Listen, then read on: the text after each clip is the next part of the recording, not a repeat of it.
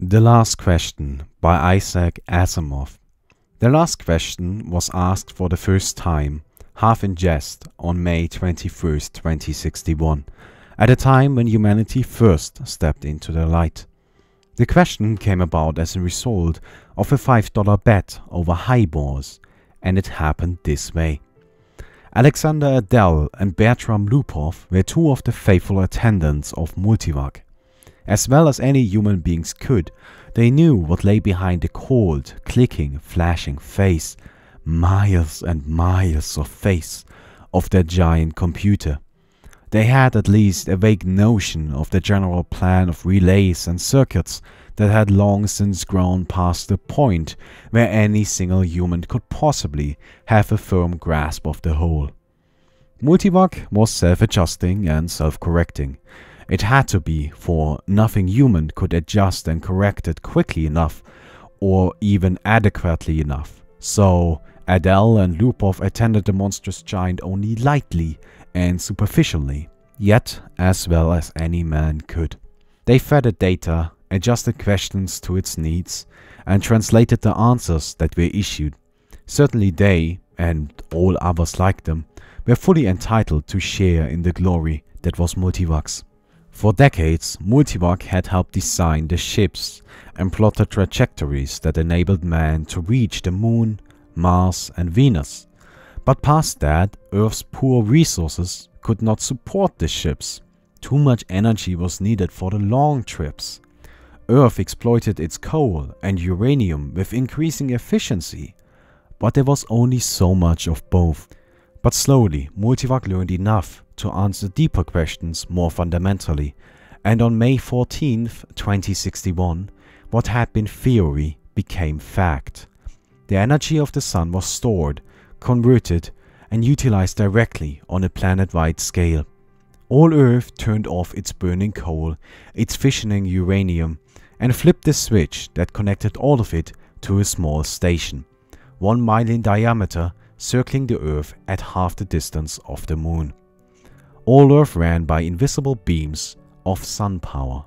7 days had not sufficed to dim the glory of it, and Adele and Lupov finally managed to escape from the public function and to meet in quiet where no one would think of looking for them, in the deserted underground chambers where portions of the mighty buried body of Multivac showed.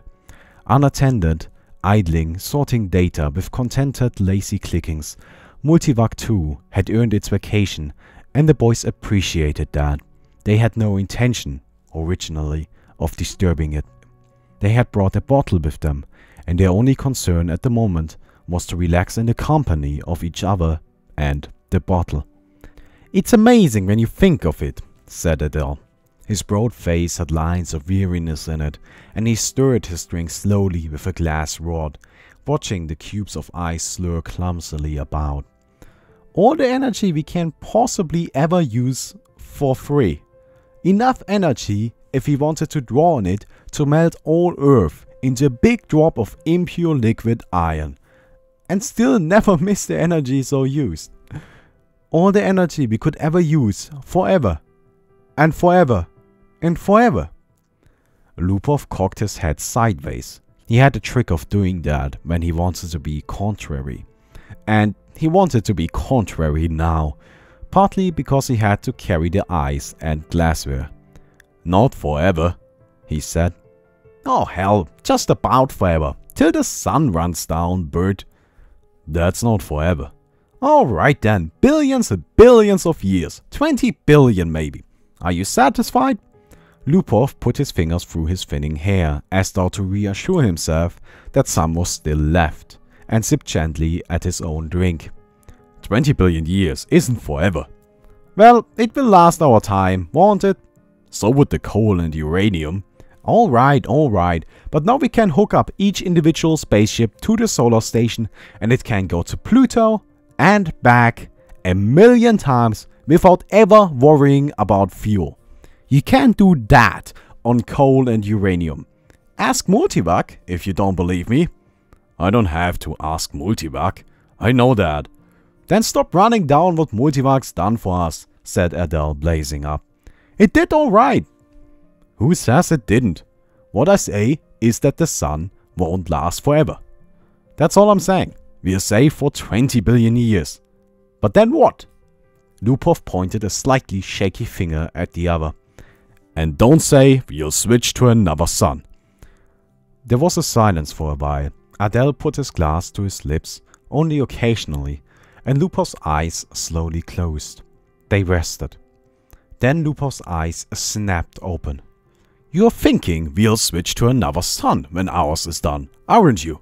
I'm not thinking. Sure you are. You're weak on logic. That's the trouble with you. You're like the guy in the story who was caught in a sudden shower and who ran to a grove of trees and got under one. He wasn't worried, you see, because he figured when one tree got wet through, he would just get under another one. I get it, said Adele. Don't shout. When the sun is done, the other stars will be gone too.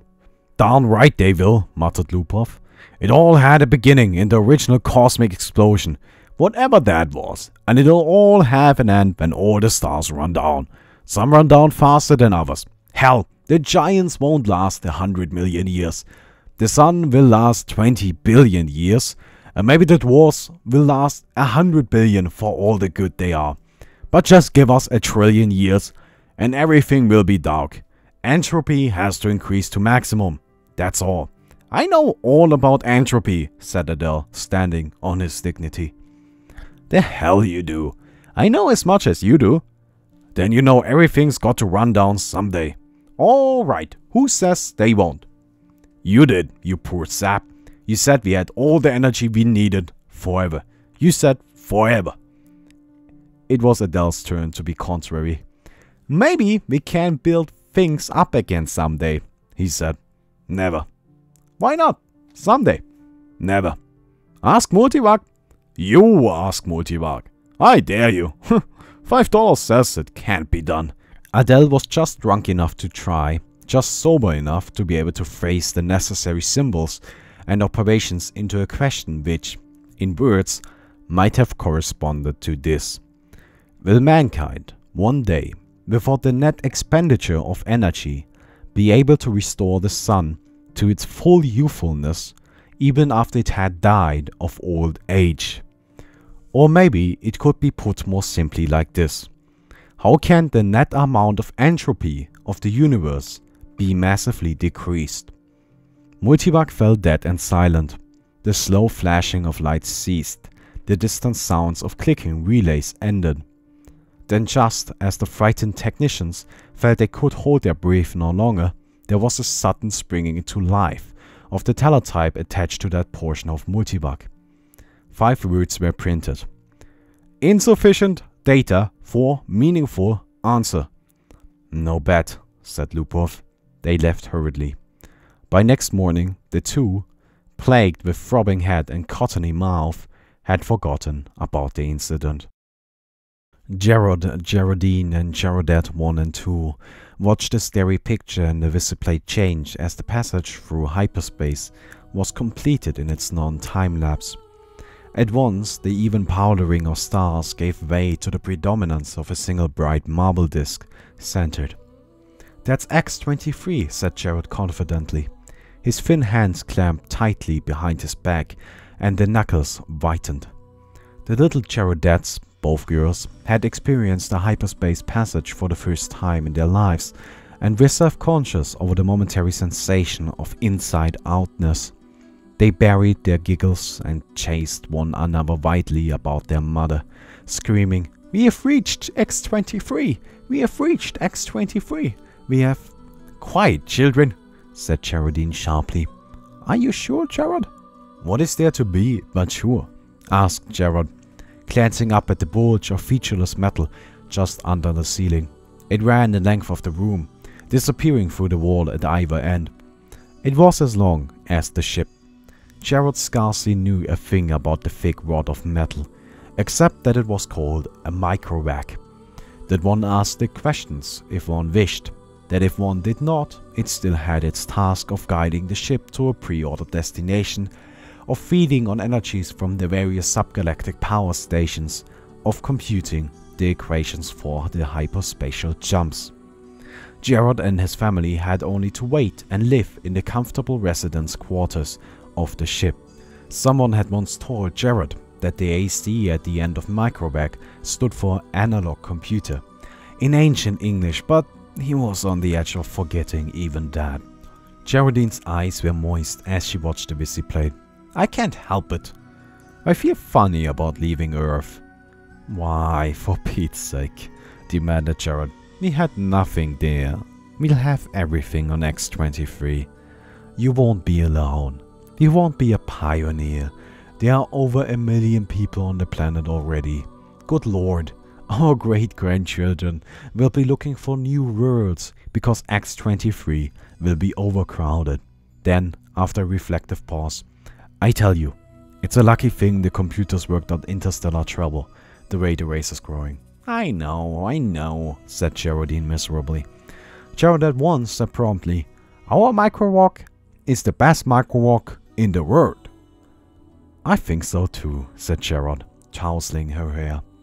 It was a nice feeling to have a microwalk of your own, and Gerald was glad he was part of his generation, and no other. In his father's youth, the only computers had been tremendous machines, taking up 100 square miles of land. There was only one to a planet. Planetary ACs, they were called. They had been growing in size steadily for 1,000 years, and then, all at once, came refinement. In place of transistors had come molecular valves, so that even the largest planetary AC could be put in a space only half the volume of a spaceship. Gerald felt uplifted, as he always did when he thought that his own personal microvac was many times more complicated than the ancient and primitive multivac that had first tamed the sun, and almost as complicated as Earth's planetary AC, the largest, that had first solved the problem of hyperspatial travel and had made trips to the stars possible. "So many stars, so many planets," sighed Geraldine, busy with her own thoughts. "I suppose families will be going out to new planets forever, the way we are now." "Not forever," said Gerald with a smile. "It will all stop someday, but not for billions of years. Many billions. Even the stars run down, you know. Entropy must increase." "What's entropy, Daddy?" shrilled Geraldette too. "Entropy, little sweet, is just a word which means the amount of running down of the universe. Everything runs down, you know, like your little walkie-talkie robot, remember?" "Can't you just put in a new power unit like with my robot?" "The stars are the power units, dear. Once they are gone, there are no more power units." Gerald at once set up a hole. "Don't let them, Daddy. Don't let the stars run down." "Now look what you have done," whispered Geraldine, exasperated. "How was I to know it would frighten them?" Gerald whispered back. "Ask the microvac," wailed Gerald at one. "Ask him how to turn the stars on again." "Go ahead," said Geraldine. "It'll quiet them down." Gerald shrugged. Now, honeys. I'll ask Microvac. Don't worry, he'll tell us." He asked the Microvac, adding quickly, "Print the answer." Gerald capped the strip of thin cellofilm and said cheerfully, "See now, the Microvac says it will take care of everything when the time comes, so don't worry." Gerald then said, "And now, children, it's time for bed. We'll be in our new home soon." Gerald read the words on the cellofilm again before destroying it. "Insufficient data for a meaningful answer." He shrugged and looked at the visiplate. X-23 was just ahead. VJ-23X of Lameth stared into the black depths of the three-dimensional, small-scale map of the galaxy and said, "Are we ridiculous, I wonder, in being so concerned about the matter?" MQ-17J of Nikron shook his head. "I think not. You know, the galaxy will be filled in 5 years at the present rate of expansion." Both seemed in their early 20s, both were tall and perfectly formed. "Still," said VJ-23X, "I hesitate to submit a pessimistic report to the Galactic Council. I wouldn't consider any other kind of report. Stir them up a bit. We've got to stir them up." VJ23X sighed. Space is infinite. 100 billion galaxies are there for the taking. More. 100 billion is not infinite, and it's getting less infinite all the time. Consider, 20,000 years ago, mankind first solved the problem of utilizing stellar energy, and a few centuries later, interstellar travel became possible. It took mankind 1,000,000 years to fill one small world, and then only 15,000 years to fill the rest of the galaxy. Now, the population doubles every 10 years. VJ23X interrupted. We can thank immortality for that. Very well, immortality exists, and we have to take it into account. I admit, it has its seamy side, this immortality. The galactic AC has solved many problems for us, but in solving the problems of preventing old age and death, it has undone all its other solutions. Yet you wouldn't want to abandon life, I suppose. Not at all, snapped MQ-17J, softening it at once too. Not yet. I'm by no means old enough. How old are you? 223. And you? I'm still under 200. But to get back to my point, population doubles every 10 years. Once this galaxy is filled, we'll have another filled in 10 years. Another 10 years and we'll have filled 2 more. Another decade? 4 more. In 100 years, we'll have filled 1,000 galaxies. In 1,000 years, 1,000,000 galaxies. In 10,000 years, the entire known universe. Then what? VJ23X said. As a side issue, there's a problem with transportation. I wonder how many sun power units it will take to move individuals from one galaxy to the next. A very good point. Already mankind consumes 2 sun power units per year. Most of it's wasted. After all, our own galaxy alone pours out 1,000 sun power units a year, and we only use 2 of those. Granted, but even with 100% efficiency, we can only stave off the end. Our energy requirements are going up in geometric progression even faster than our population. We'll run out of energy even sooner than we run out of galaxies. A good point. A very good point. We'll just have to build new stars out of interstellar gas. Or out of dissipated heat, asked MQ-17J sarcastically. There may be some way to reverse entropy. We ought to ask the galactic AC. VJ23X was not really serious, but MQ-17J pulled out his AC contact from his pocket and placed it on the table before him. I have half a mind to, he said. It's something the human race will have to face someday. He stared somberly at the small AC contact. It was only 2 inches cubed and nothing in itself. But it was connected through hyperspace with the great galactic AC that served all mankind. Hyperspace considered, it was an integral part of the galactic AC. MQ-17J paused to wonder if someday in his immortal life he would get to see the galactic AC.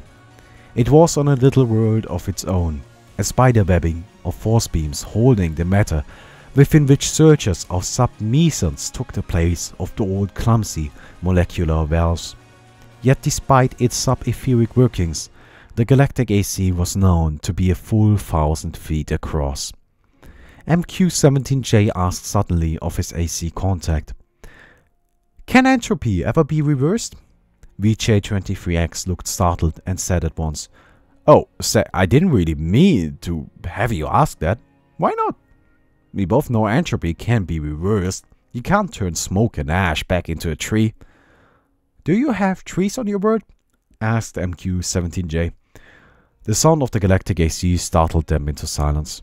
Its voice came thin and beautiful out of the small AC contact on the desk. It said, There's insufficient data for a meaningful answer. VJ23X said, See.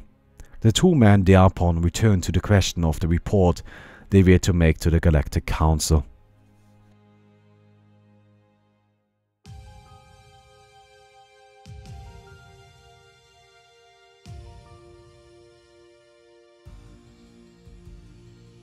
C-Prime's mind spanned the new galaxy with a faint interest in the countless twists of stars that powdered it. He had never seen this one before. Would he ever see them all? So many of them, each with its own load of humanity. But a load that was almost a dead weight. More and more, the real essence of man was to be found out here, in space. Minds, not bodies. The immortal bodies remained back on the planets, in suspension over the eons. Sometimes they roused for material activity, but that was growing rarer. Few new individuals were coming into existence to join the incredibly mighty throng, but what matter? There was little room in the universe for new individuals. C Prime was roused out of his reverie upon coming across the wispy tendrils of another mind. "I am C Prime," said C Prime. "And you?" "I am Deep Subwon. You galaxy?" "We call it only the galaxy. And you?" "We call ours the same. All men call their galaxy, and nothing more." "Why not?" "True, since all galaxies are the same." Not all galaxies. On one particular galaxy, the race of man must have originated. That makes it different." C Prime said. "On which one?" "I cannot say. The Universal AC would know. Shall we ask him? I'm suddenly curious." C Prime's perceptions broadened until the galaxies themselves shrunk and became a new, more diffuse powdering on a much larger background.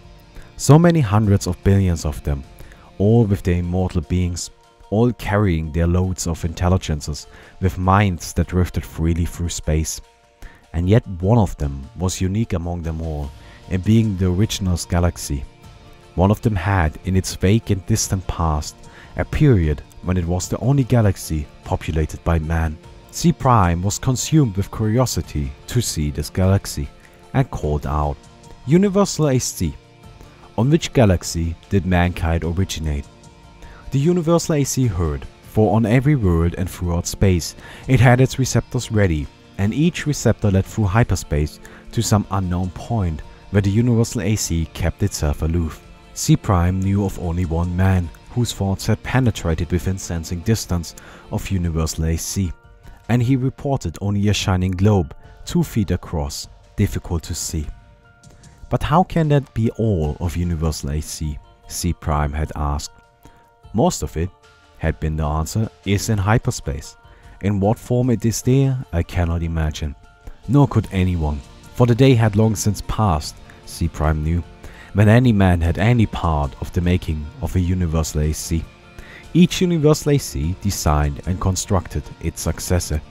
Each during its existence of 1,000,000 years or more accumulated the necessary data to build a better and more intricate, more capable successor in which its own store of data and individuality would be submerged.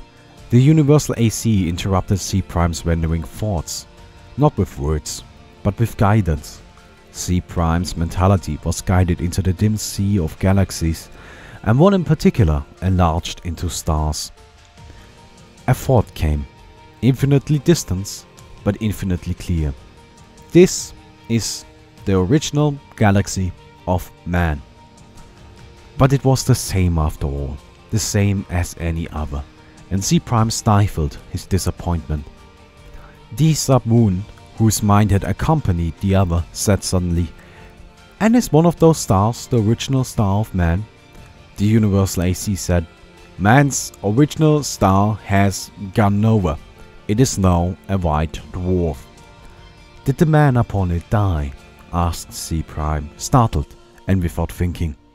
The Universal AC said, "A new world, as in such cases, was constructed for their physical bodies in time."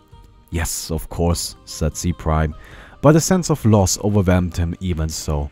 His mind released its hold on the original galaxy of man, let it spring back and lose itself among the blurred pinpoints. He never wanted to see it again. D Sub once said, "What is wrong?" "The stars are dying. The original star is dead." "They all must die. Why not?" "But when all energy is gone, our bodies will finally die, and you and I with them. It will take billions of years. I do not wish it to happen, even after billions of years." Universal AC, how many stars be kept from dying? D Sub once said in amusement, You're asking how entropy might be reversed in direction.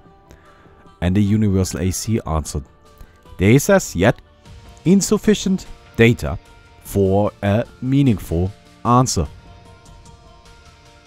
C-Prime's thoughts fled back to his own galaxy. He gave no further thought to D's sub-moon, whose body might be waiting on a galaxy a trillion light years away, or on the star next to C-Prime's own. It didn't matter. Unhappily, C-Prime began collecting interstellar hydrogen, out of which to build a small star of his own. If the stars must die someday, at least some could yet be built.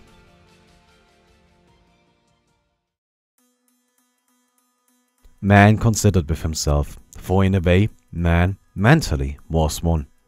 He consisted of a trillion ageless bodies, each in its place, each resting quiet and incorruptible, each cared for by perfect automatons, equally incorruptible, while the minds of all the bodies freely melted one into the other, indistinguishable.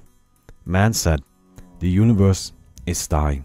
Man looked about at the dimming galaxies. The giant stars, spendthrifts, were gone long ago, back in the dimmest of the dim far past. Almost all stars were white dwarfs, fading to the end. New stars had been built of the dust between the stars, some by natural processes, some by man himself. And those were going too.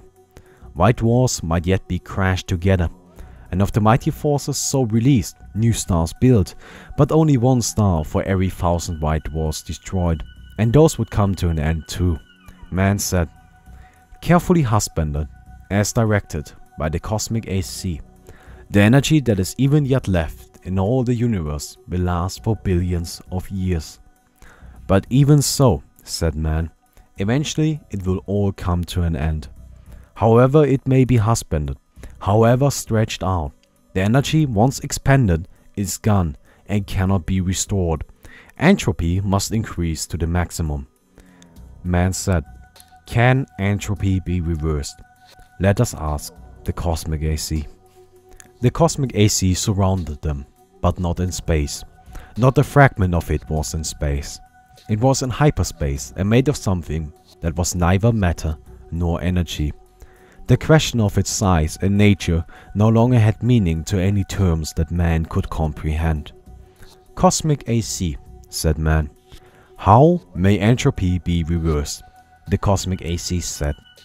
There is as yet insufficient data for a meaningful answer. Man said, collect additional data. The cosmic AC said, I will do so.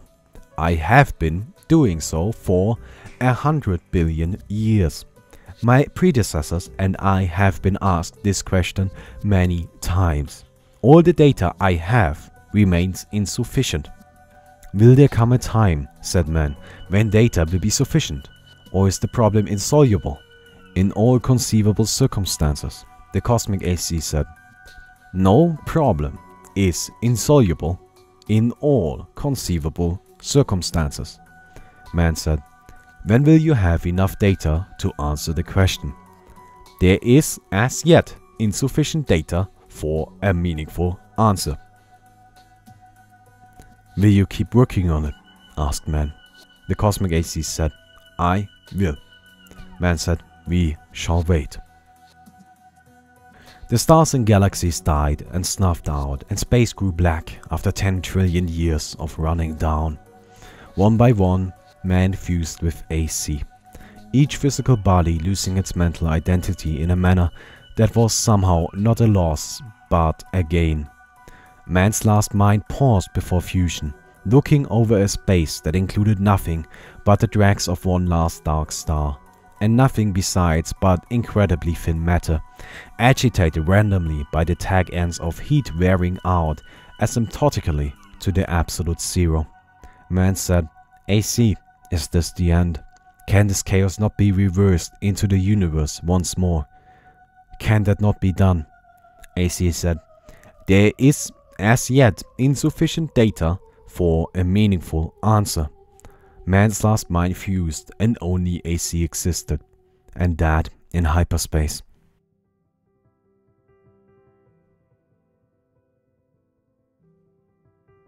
Matter and energy had ended, and with it, space and time. Even AC existed only for the sake of the one last question that it had never answered from the time a half-drunken computer 10 trillion years before had asked the question of a computer that was to AC far less than was a man to man. All other questions had been answered, and until this last question was answered also, AC might not release his consciousness. All collected data had come to a final end. Nothing was left to be collected. But all collected data had yet to be completely correlated and put together in all possible relationships. A timeless interval was spent in doing that.